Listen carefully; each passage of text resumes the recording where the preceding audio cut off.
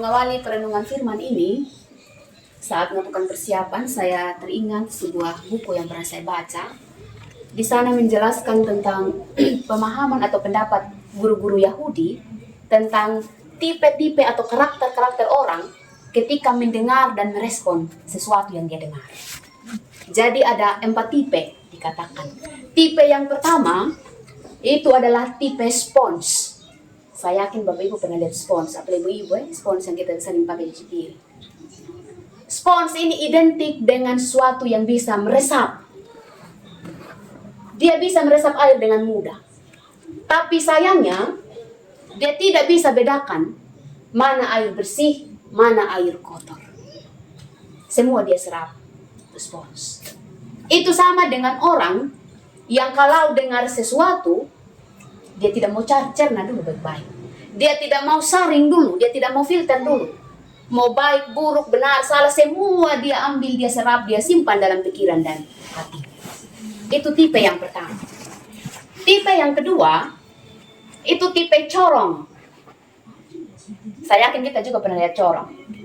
Corong ini pada satu bagian tertentu ada lubang untuk masuknya, dan ujung tertentunya lagi ada lubang untuk keluarnya. Jadi kalau isi sesuatu, misalnya kalau isi bensin itu, dia akan lari lewat saja, tidak ada yang tertinggal. Itu sama dengan orang yang kalau dengar sesuatu, dia masuk dari telinga sebelah, keluar dari telinga sebelah. Itulah kenapa ada istilah, masuk telinga kiri, keluar dari telinga kanan.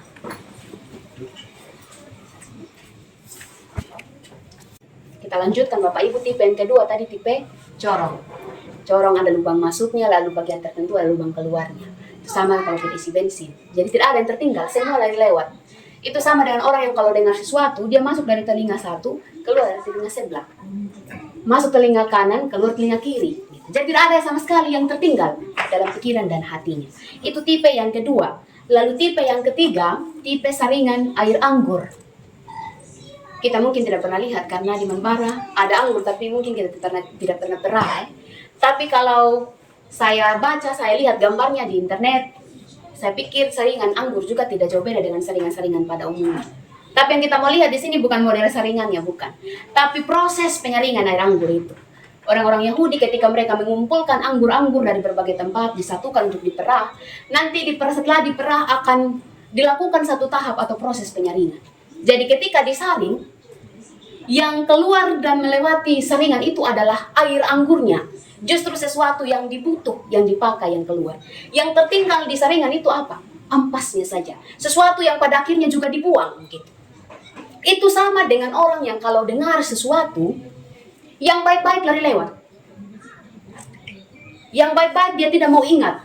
Dia tidak mau simpan dalam pikiran dan hatinya. Yang tertinggal hanya apa? Yang jahat-jahat saja, buruk-buruk saja. Itu kenapa ada istilah, satu kesalahan akan mengalahkan 1000 kebaikan. Karena itu, orang cenderung mau mengingat yang buruk-buruk, yang jahat-jahat, yang akar kepahitan kepada orang lain, ketimbang hal yang baik. Itu tipe yang ketiga. Lalu tipe yang keempat, itu saringan tahu. Di pabrik tahu biasanya itu, kalau dalam satu proses pembuatan tahu, pada akhirnya akan disaring untuk dipisahkan antara air dan bubur tahunya. Nanti ketika dimasukkan dalam saringan itu, air tahunya yang memang tidak dibutuhkan dibuang, itu akan lari lewat dari saringan itu. Dan tertinggal di saringan itu adalah apa? Bubur tahunya, yang kemudian siap dipakai, siap dikonsumsi, siap diperjualbelikan, dan seterusnya. Itu disamakan dengan orang yang kalau dengar sesuatu, yang baik, yang buruk, semua dia terima, semua dia ambil. Tapi setelah itu dia saring dulu, dia filter dengan baik. Yang buruk-buruk, dia tidak mau simpan dalam ingatannya. Yang buruk-buruk, dia tidak mau ingat. Yang tertinggal dalam hati dan pikirannya adalah sesuatu hal yang baik-baik saja. Kurang lebih dari keempat tipe ini kita ada di bagian yang mana? Kalau dalam teks ini, kita lihat pada pasal sebelumnya, suasana yang ada di sekitar pelayanan Yesus saat itu dihebohkan ketika Yesus membangkitkan seorang pemuda di Nain. Ketika melihat mujizat-mujizat yang dilakukan oleh Yesus, orang banyak saat itu memilih untuk mengikut dia. Sehingga kalau kita baca pada perenungan kita malam ini, ayatnya yang keempat, dikatakan bahwa orang berbondong-bondong mengikuti Yesus. Artinya bahwa peristiwa-peristiwa, mujizat-mujizat yang Yesus lakukan cukup mencuri perhatian orang-orang saat itu. Sehingga mereka memilih untuk mengikuti Yesus. Dan Yesus tidak mau sia-siakan kesempatan ini. Dia bilang, wah kayaknya ini peluang, kayaknya ini kesempatan yang bagus untuk menyampaikan firman. Karena itu diangkatlah perikop teks malam hari ini. Perumpamaan tentang seorang penabur yang dia sampaikan kepada semua orang. Kurang lebih ada 4 hal juga yang mau dikatakan Yesus di sini. Kurang lebih ada 4 tipe penabur juga yang dikatakan Yesus dalam teks perenungan malam hari ini. Tipe yang pertama dikatakan bahwa benih firman, benih itu adalah firman Allah sendiri yang jatuh di pinggir jalan. Benih itu dia tidak akan bisa bertumbuh karena di tempat terbuka, mudah diinjak-injak orang, mudah juga dimakan oleh burung-burung di udara, lalu tidak ada yang tersisa dan tertinggal. Itu artinya sama dengan orang yang kalau begitu dengar firman Tuhan, dia dengar, dia serap, dia terima firman itu dengan baik. Tapi dia tidak bisa jaga dan bungkus firman itu untuk terus dihidupi dalam kehidupannya. Jadi firman itu, benih firman yang ditaburkan, sama sekali tidak membawa dampak atau efek apapun dalam kehidupan kesehariannya. Itu tipe yang pertama yang diungkapkan Yesus. Tipe yang kedua, dia katakan bahwa benih firman yang jatuh di tanah bebatuan.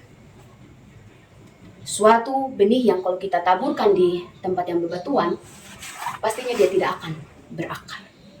Dia tidak punya akar. Itu sama dengan tipe orang yang kalau dengar firman Tuhan, dia senang sekali dengar. Sebisa mungkin melakukan aktivitas di mana saja, buka lagu rohani, buka YouTube cari khotbah paling top. Senang sekali untuk dengar firman Tuhan. Tapi sayangnya ketika sudah habis dengar, tidak ada yang tertinggal dalam hati dan pikiran. Artinya benih firman itu sama sekali tidak berakar dalam diri. Apalagi kalau bilang khotbahnya pendeta yang di Manobe, lucu-lucu kan, tapi syarat makna. Orang suka gemar sekali dengar itu. Tapi akan menjadi sangat berbahaya kalau kita hanya kesannya numpang ketawa-ketiwi dengan yang di Manobe, lalu setelah itu khotbah tadi itu sama sekali tidak mengubahkan hati kita. Jadi ibarat benih firman itu dia jatuh di tanah yang bebatuan, dia tidak akan punya akar untuk bisa bertumbuh dengan baik. Itu tipe yang kedua. Tipe yang ketiga, Yesus katakan ialah bahwa benih firman yang jatuh di semak duri. Dia akan dihimpit oleh tumbuhan-tumbuhan lain, dia akan menjadi kerdil lain, kemudian menjadi mati. Yang dimaksudkan ialah bahwa ketika ada seseorang yang mendengarkan firman Tuhan, begitu dia dengar firman, dia rasa puas. Wah, kayaknya firman ini kena dengan saya punya diri. Wah, firman ini sesuai dengan saya punya pergumulan. Tapi begitu ada datang lagi kekhawatiran, kata firman Tuhan. Begitu ada dihantui dengan kenikmatan duniawi, kekayaan, bahkan hal-hal yang cukup mengalihkan perhatian dan konsennya, firman itu bisa direbut. Firman itu bisa menjadi hilang, bisa lenyap dan tidak tertinggal dalam hati dan pikiran. Jadi dia juga tidak akan bisa bertumbuh dengan baik. Karena dihimpit oleh rasa khawatir, dihimpit oleh rasa takut, dihimpit oleh persoalan, pergumulan, dan sebagainya. Tipe yang keempat, yaitu benih firman yang jatuh di tanah yang baik. Tanah yang baik itu yang kemudian akan menghasilkan buah, kata firman Tuhan, melalui ketekunan. Jadi hati yang baik sebenarnya adalah tanah yang baik juga, yang kemudian benih firman itu bisa ditaburkan, kemudian dia dapat bertumbuh dan berbuah dengan baik. Bapak, Ibu, saudara-saudari yang terkasih dalam Tuhan Yesus Kristus.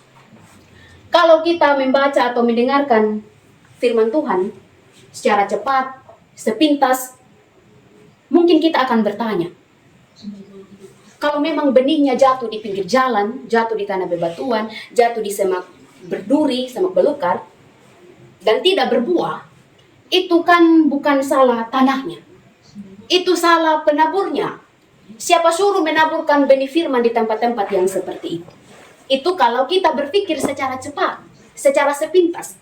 Tapi kalau kita mau melihat anugerah besar Allah di balik teks firman Tuhan malam hari ini, sebenarnya kita dididik dengan satu hal besar, bahwa benih itu dia bisa bertumbuh dengan baik atau tidak tergantung bagaimana tanahnya.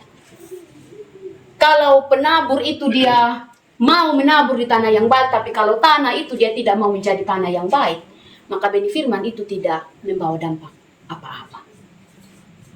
Sama dengan kalau di lampu merah, misalnya.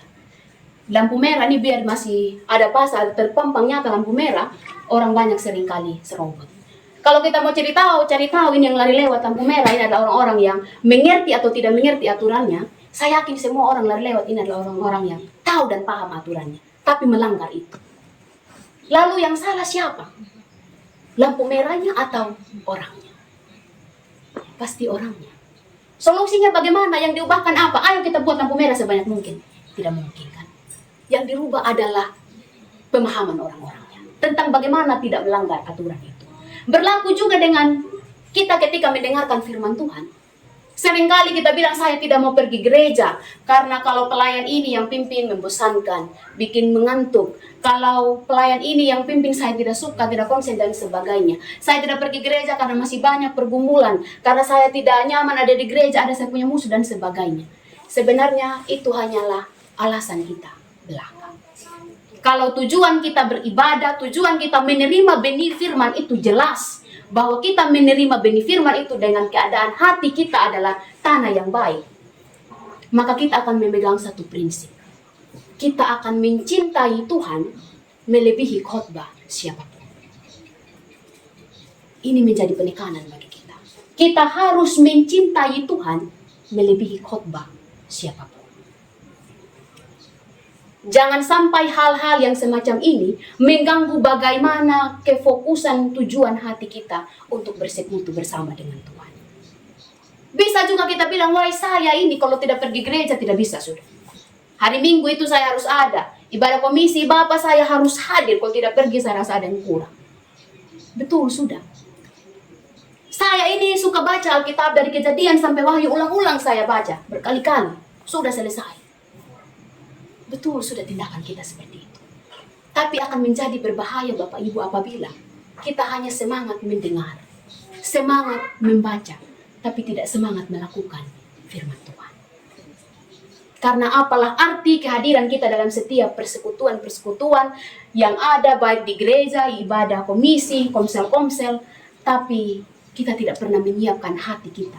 Ini menjadi tanah yang baik, yang siap untuk ditaburi oleh benih firman Tuhan.